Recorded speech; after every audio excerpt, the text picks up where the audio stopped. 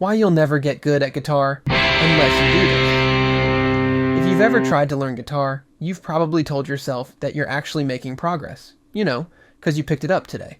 But if you take a second to think about what you're really doing, you'll realize that about half the time, you're just noodling around, and the other half is there's really no way to sugarcoat it. You're playing the same 3 riffs you already know, hoping they magically turn into something better. So one day, I finally decided to actually practice guitar.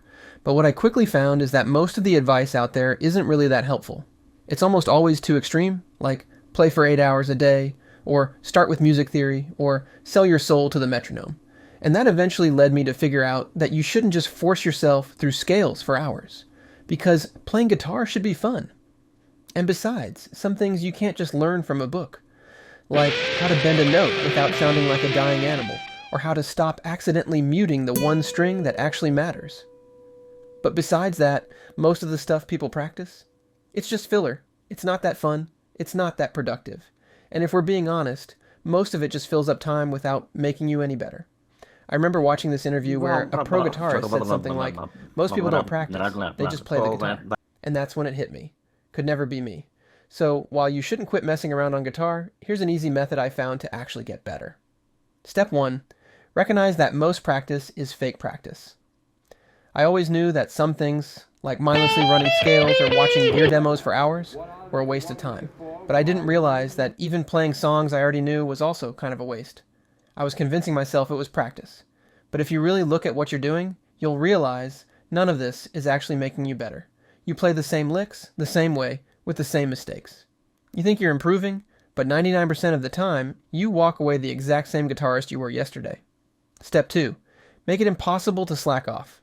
I don't find it that useful to just promise I'll practice correctly, because let's be real, future me is lazy. So instead, the best thing I found is to make it annoying to do the wrong thing. For example, when I practice, I don't let myself touch my amp until I've done 10 minutes of focus exercises, no warm-up riffs, no random blues licks, just actual practice. And for distractions, if I catch myself mindlessly noodling, I make myself restart the whole exercise. It's like a self-inflicted reset button. Also, I put my phone across the room, because somehow I can resist hours of pain pressing down strings, but I can't resist checking notifications. Step 3. Replace the bad habits with good ones.